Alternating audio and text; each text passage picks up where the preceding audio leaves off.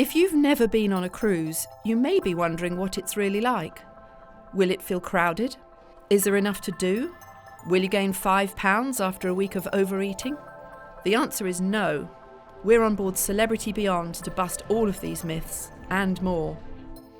Let's start with the accommodation. Pokey? Hardly. The standard cabins are super stylish with floor-to-ceiling glass and private outdoor space. Or you could splash out on a 2-deck high villa with a private plunge pool. On many contemporary cruise ships, suite guests also have access to their own lounge, restaurant and deck space. Will you feel packed in like a sardine? Absolutely not.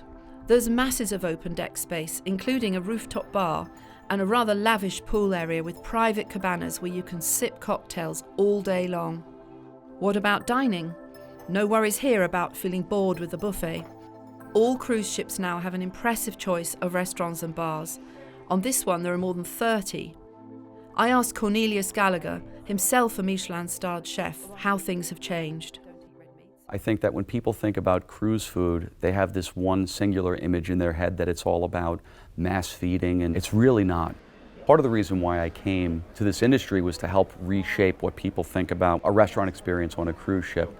The cruise industry is evolving, the cruise brands are upping their game, guests' expectation with the advent of television food chefs, and people are more educated about food in general.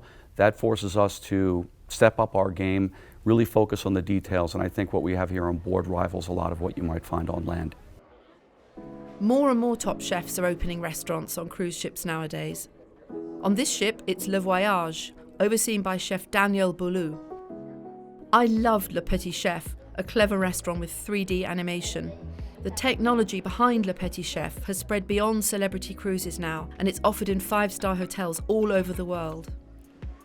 Whether you gain weight during your cruise, though, is all a matter of resisting temptation. Keeping fit is easy on today's big modern ships. There's a running track with breathtaking sea views, and there are gyms on board that offer sports classes and are equipped with machines such as Peloton bikes, not to mention an irresistible spa. If you've got children in tow, there's plenty to entertain them. The kids' clubs are free and they're divided up by age group. But isn't cruising a bit, well, staid? Not if you pick the right ship. There are styles of cruise and ship to suit every taste and age group. The martini bar on this ship absolutely buzzes at night, and if you're looking for something a bit more edgy, Eden transforms from a leafy lounge by day to a cool cocktail bar after dark. There are dazzling shows in the theatre too. The best cruise ship shows rival standards you'd find in the West End or on Broadway now. On board here we have 3 shows in the theatre and then a number of shows in other venues around the ship, so if you're on for a week you can see a different show every night.